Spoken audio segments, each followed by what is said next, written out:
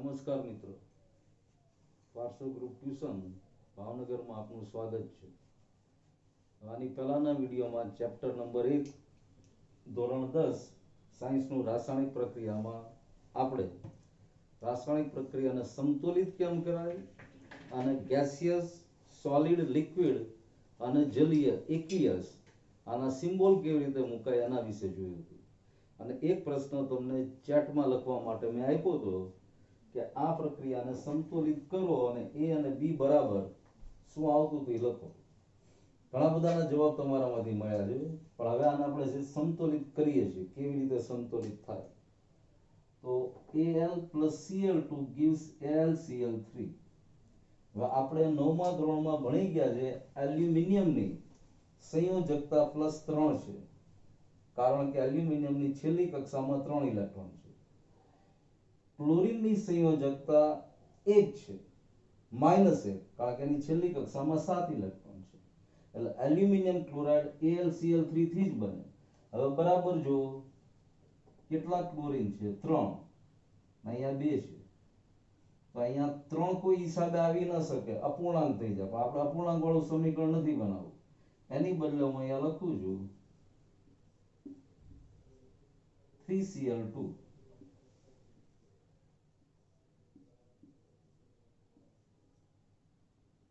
ક્લોરીનની સંયોજકતા -1 છે, એટલે સંયોજકતા તો આની આ જાળવવી પડે, પણ અહીંયા 2 મૂક્યા. હવે જો 3 દુ 6 પ્લસ 2Lcl3, અહીંયા 2 એલ્યુમિનિયમ. આખું સમીકરણ સંતુલિત થઈ ગયું. બરાબર જો એલ્યુમિનિયમના 2 પરમાણુ, નિપજની અંદર પણ એલ્યુમિનિયમના 2 પરમાણુ, પ્રક્રિયકમાં ક્લોરીનના 6 પરમાણુ, નિપજમાં પણ ક્લોરીનના 6 પરમાણુ. તો આને સંતુલિત રાસાયણિક સમીકરણ કહેવાય. આ સંતુલિત નથી, ત્યારે આ સમીકરણ સંતુલિત સમીકરણ બની ગયું.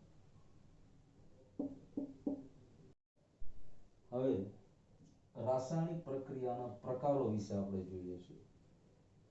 અત્યારે પહેલા આ 2 પ્રક્રિયાઓ, સંયોગીકરણ રાસાયણિક પ્રક્રિયા અને વિઘટન રાસાયણિક પ્રક્રિયા, આ 2 વિશે જોઈએ. સંયોગીકરણ રાસાયણિક પ્રક્રિયાનું બીજું નામ યોગશીલ પ્રક્રિયાઓ તરીકે પણ ઓળખાય છે. અંગ્રેજીમાં જેને કહેવાય કોમ્બિનેશન રિએક્શન. અને વિઘટન પ્રક્રિયા ડીકમ્પોઝિશન રિએક્શન.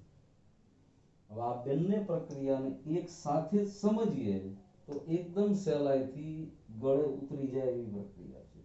આ આવડે આપોઆપ આવડી જશે. એકની સાથે એક ફ્રી વાળી સ્કીમ જેવી સિસ્ટમ છે. હવે આ શબ્દ જ બરાબર પકડો, સંયોગીકરણ અથવા અંગ્રેજીમાં કોમ્બિનેશન, મતલબ જોડાવું, એકબીજાની સાથે ભળવું અથવા ભેગા થવું. તો આ રાસાયણિક પ્રક્રિયામાં પણ આવી જ વસ્તુ થાય છે.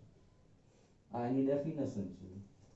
2 કે વધુ પ્રક્રિયકો વચ્ચે પ્રક્રિયા થઈ માત્ર એક જ નિપજ બને. 2 કે વધુ પ્રક્રિયકો વચ્ચે પ્રક્રિયા થઈ એક જ નિપજ બનવાની પ્રક્રિયાને સંયોગીકરણ પ્રક્રિયા કહેવાય. ઉદાહરણ તરીકે H2. હવે કઈ કન્ડિશનમાં હાઇડ્રોજન વાયુ હોય સામાન્ય તાપમાને? તો કે ગેસિયસ. પ્લસ O2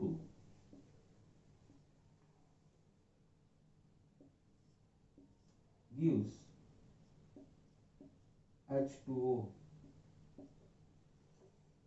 ફરી એકવાર બરાબર જુઓ, આ સમીકરણ સંતુલિત છે?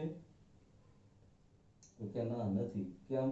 તો કે અહીંયા ઓક્સિજનનો એક જ પરમાણુ, ઓક્સિજનના 2 પરમાણુ. તેને પહેલા આપણે સંતુલિત કરીએ. હવે સંપૂર્ણ પ્રક્રિયા સંતુલિત થઈ ગઈ. હવે બરાબર ડેફિનેશન જુઓ. 2 કે વધુ પ્રક્રિયકો વચ્ચે પ્રક્રિયા થઈ, આ બંને વચ્ચે પ્રક્રિયા થઈ અને પાણીનું નિર્માણ થયું. હવે એની સામે વિઘટન પ્રક્રિયા જોઈએ આપણે. એક જ પ્રક્રિયક માંથી વધુ સરળ નિપજો બનવાની પ્રક્રિયા એટલે વિઘટન પ્રક્રિયા અથવા ડીકમ્પોઝિશન પ્રક્રિયા. હવે અહીંયા આગળ હું આ જ નિપજ લઉં 2H2O પ્રવાહી અવસ્થામાં એટલે લિક્વિડ લખ્યું. હવે આને ચોક્કસ પ્રમાણમાં વીજ પ્રવાહ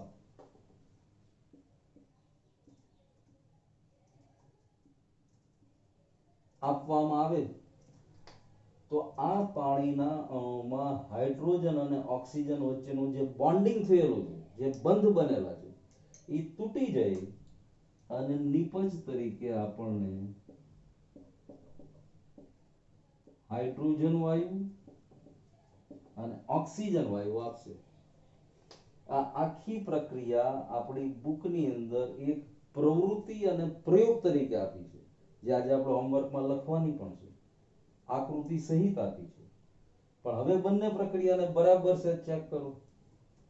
અહીંયા બંને પ્રક્રિયકો એકબીજા સાથે જોડાણા, એક જ નિપજ બની. હવે આ નિપજને ચોક્કસ પ્રક્રિયા પરિસ્થિતિમાંથી મતલબ વીજ પ્રવાહ પસાર કર્યો તો આનું વિઘટન થઈ હાઇડ્રોજન અને ઓક્સિજન વાયુ છૂટા પડ્યા. બીજું એક ઉદાહરણ જોઈએ.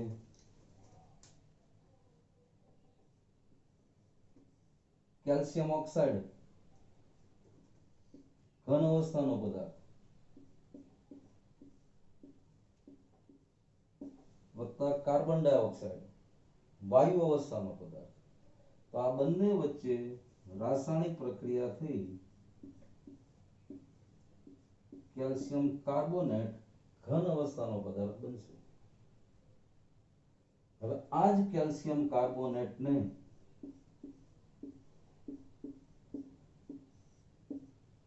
ચોક્કસ તાપમાને ગરમ કરવામાં આવે, મતલબ ઉષ્મા આપવામાં આવે તો કેલ્શિયમ કાર્બોનેટનું વિઘટન થઈને આપણને calcium oxide plus carbon dioxide પાછા પ્રાપ્ત થઈ જાય. અહીંયા લખ્યો જી છે ગેસિયસ ફોર્મ. આ ઘન અવસ્થા ઉષ્મીય વિઘટન થયું. જો અહીંયા આગળ ઉષ્મા આપી એટલે આ ચોક્કસ પ્રકારનું વિઘટન થઈ ગયું. વિઘટન પ્રક્રિયા જ છે પણ ઉષ્મા આપવાના કારણે વિઘટન થયું તો આને ઉષ્મીય વિઘટન તરીકે પણ ઓળખી શકાય. એટલે CaCO3 ઉષ્મા આપતા calcium oxide plus carbon dioxide. હવે આ બરાબર બંને પ્રક્રિયાને જુઓ અને પરીક્ષામાં ટૂંક નોંધ પૂછાય કે ભાઈ ચલો સંયોગીકરણ પ્રક્રિયા પર ટૂંક નોંધ લખો. તો પહેલા એની ડેફિનેશન લખવાની, એની વ્યાખ્યા લખો. વ્યાખ્યા લખ્યા પછી આવા 3-4 ઉદાહરણ આપો. અત્યારે 2 લખ્યા, બીજા ઉદાહરણમાં આપણે લખશું. અને આ પ્રક્રિયાને સમજાવવાની. આ પ્રક્રિયા લખી નીચે એની સમજૂતી આપવાની કે ભાઈ હાઇડ્રોજન વાયુની પ્રક્રિયા ઓક્સિજન વાયુ સાથે થતા H2O અથવા પાણીનું નિર્માણ થાય છે. મતલબ બે પ્રક્રિયકો ભેગા થઈ એક નિપજ બનાવી માટે સંયોગીકરણ પ્રક્રિયા છે. એવી જ રીતે વિઘટન પ્રક્રિયા પૂછાણી હોય અથવા વિઘટન પ્રક્રિયાની ટૂંક નોંધ લખવાની આવે તો એક જ પ્રક્રિયકમાંથી વધુ સરળ નિપજો બનવાની પ્રક્રિયા. પ્રક્રિયક એક જ, બે સરળ નિપજ મળી ગઈ હાઇડ્રોજન અને ઓક્સિજન. પ્રક્રિયક એક જ કેલ્શિયમ કાર્બોનેટ, બે સરળ નિપજ બની ગઈ કેલ્શિયમ ઓક્સાઇડ કાર્બન ડાયોક્સાઇડ. હવે આના બીજા 2-3 વધારેના ઉદાહરણ આપણે જોઈએ. હવે જો આ બીજા 2 ઉદાહરણો કાર્બન ઓક્સિજન મતલબ કાર્બનની પ્રક્રિયા ઓક્સિજન સાથે થાય, કાર્બન ડાયોક્સાઇડ વાયુ બને અને ઉષ્મા છૂટી પડે. એવી જ રીતે calcium oxide plus H2O. Calcium ઓક્સાઇડનું ગુજરાતી ભાષામાં નામ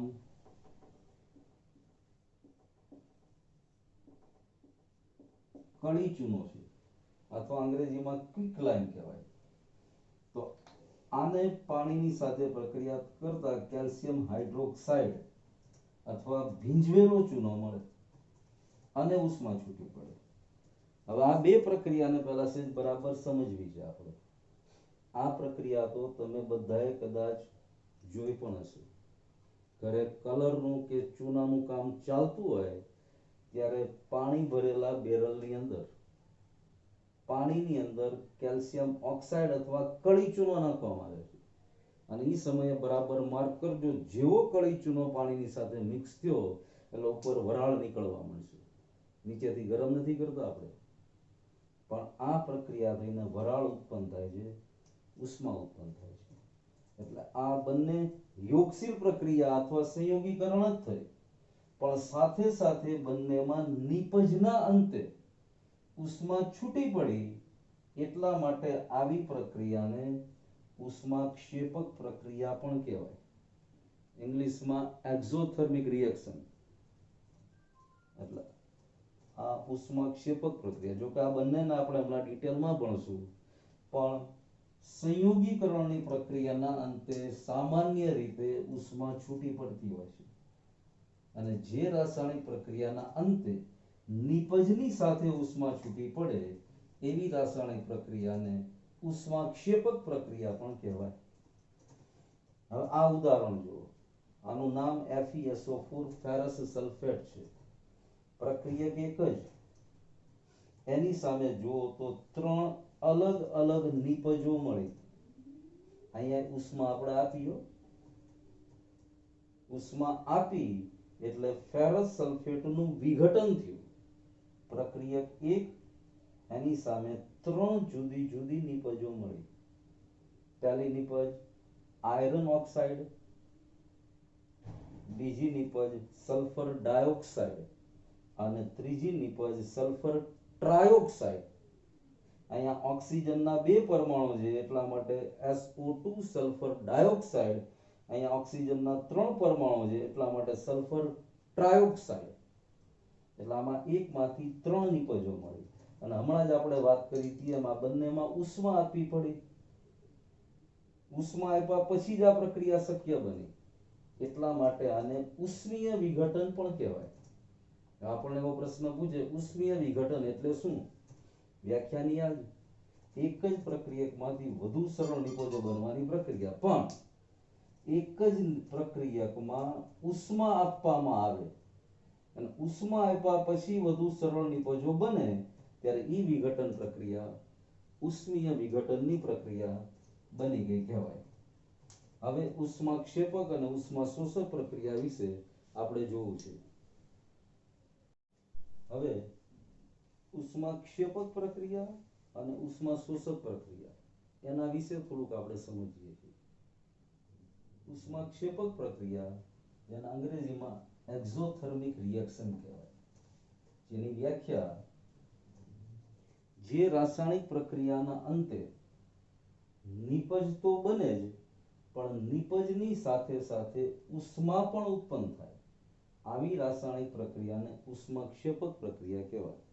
હમણાં જ ઉદાહરણ જોયું તો અને ફરીવાર આપણે આમાં લખીએ. દાખલા તરીકે કેલ્શિયમ ઓક્સાઇડ પ્લસ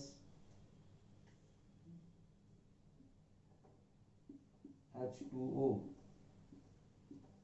પાણી, બંને વચ્ચે પ્રક્રિયા થઈ CaOH twice plus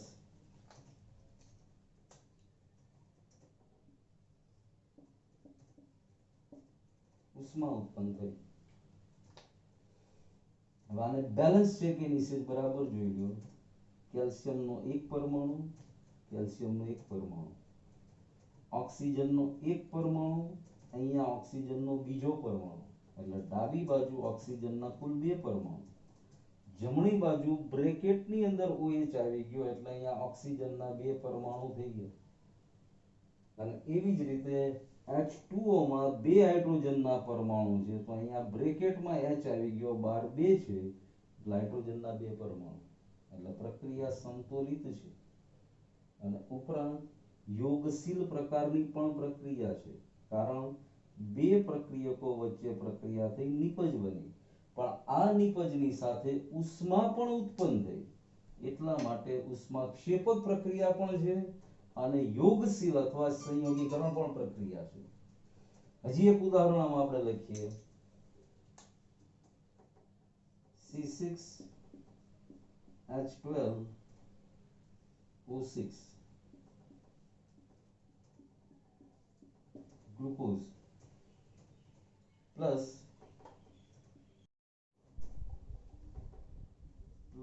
O2 gives CO2 plus H2O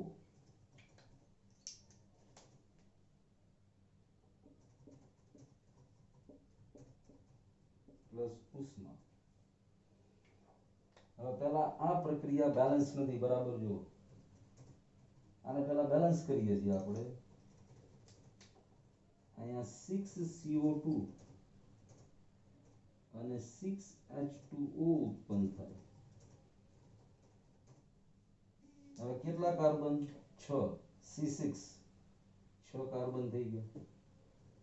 hydrogen કેટલા? 12. 6 દુ 12. ઓક્સિજન 6 ને 2 8. અહીંયા 6 દુ 12, 12 ને 6 18. આ બાજુ 18 ઓક્સિજન છે, ત્યારે આ બાજુ 6 ને 2 8 જ ઓક્સિજન છે. તો આને બેલેન્સ કરવા માટે આને પણ 6 થી ગુણી નાખીએ. હવે બરાબર જો પ્રક્રિયા સંપૂર્ણ સમતોલિત અથવા બેલેન્સ થઈ ગઈ. ઓક્સિજનની સંખ્યા 6 દુ 12, 12 ને 6 18, 6 દુ 12, 12 ને 6 18. હવે આપણી મૂળ પ્રક્રિયા ઉપર આવીએ કે ઉષ્માક્ષેપક પ્રક્રિયા છે. કેવી રીતે? તો કે ગ્લુકોઝનું દહન ઓક્સિજનની હાજરીમાં થાય અને પરિણામે કાર્બન ડાયોક્સાઇડ, પાણી અને સાથે ઉષ્મા છૂટી પડે. આ આખી પ્રક્રિયા આપણે 6થા ચેપ્ટરમાં આપણા સાયન્સમાં જ ભણવાના છીએ અને આપણા ખુદની અંદર આ પ્રક્રિયા કન્ટિન્યુઅસ ચાલુ હોય છે. ગ્લુકોઝ આપણા શરીરમાં ખોરાકથી બને છે, શ્વસનથી ઓક્સિજન વાયુ લઈએ છીએ, કાર્બન ડાયોક્સાઇડ ઉચ્છ્વાસ દ્વારા બહાર નીકળે છે, પાણી અને ઉષ્મા. એટલે અહીંયા પણ રાસાયણિક પ્રક્રિયાના અંતે નિપજ બની, નિપજની સાથે ઉષ્મા છૂટી પડી. હવે બરાબર ચેક કરો. આ પ્રક્રિયા સંયોગીકરણ પ્રક્રિયાની વ્યાખ્યામાં ફિટ નથી બેસતી. સંયોગીકરણમાં તો કે બે અલગ અલગ અથવા વધારે પ્રક્રિયા ભેગા થઈ એક જ નિપજ આપે, જ્યારે આ પ્રક્રિયામાં નિપજો એક કરતા વધારે મળી પણ ઉષ્મા છૂટી પડી, એટલા માટે ઉષ્માક્ષેપક પ્રક્રિયા છે. અને એવી જ રીતે ઉષ્મા શોષક પ્રક્રિયા, જેને અંગ્રેજીમાં એન્ડોથર્મિક રિએક્શન કહેવાય. એન્ડોથર્મિક રિએક્શન અથવા ઉષ્મા શોષક પ્રક્રિયાની વ્યાખ્યા આપી હોય તો આપી શકાય કે જે રાસાયણિક પ્રક્રિયામાં ઉષ્મા અથવા હીટ આપવી પડે, હીટ આપ્યા પછી જ પ્રક્રિયા ચાલુ થાય. સામાન્ય તાપમાને એ પ્રક્રિયા જનરલી શક્ય નથી બનતી. તો એવી પ્રક્રિયાને ઉષ્મા શોષક અથવા એન્ડોથર્મિક રિએક્શન કહેવામાં આવે છે. હવે આ ચારેય પ્રકારની, આમ તો બે પ્રકાર, સંયોગીકરણ, વિઘટન, અને એના પેટા પ્રકારની અંદર ઉષ્માક્ષેપક, ઉષ્મા શોષક, આ પ્રક્રિયા આપણે ભણ્યા. આ બધી જ પ્રક્રિયાને ફરી એકવાર જોતા જવાની, સાથે લખતા જવાનું. આ બધા જ રસાયણોના નામ, આ સંયોજનોના નામ આવડતા હશે તો આ બધી ભણવાની વધારે મજા આવશે. અને જ્યાં અટકો ત્યાં ફરીવાર પાછું પોઝ કરી ફરીવાર વિડીયો જોવાની ટેવ પાડી દેવાની, એટલે આ સહેલાઈથી સમજવામાં સરળતા રહેશે. આની પછીના વિડીયોમાં આપણે જે પ્રક્રિયાઓ બાકી રહી છે આ પાઠની, એના વિશે જોશું. Thank you. ચલો, આજે આપણે જે કંઈ હમણાં ભણ્યા એની ઉપરથી એક ક્વેશ્ચન તમારી સામે મૂક્યો છે. મેચ ધ ફોલોઈંગ, જોડકા જોડો. આ બાજુ રાસાયણિક જુદી જુદી 3 પ્રક્રિયાઓ છે, આ બાજુ એના પ્રકાર છે. એકની સામે એબીસી માંથી શું આવે, બીજાની સામે એબીસી માંથી શું આવે, એ તમારે કોમેન્ટની અંદર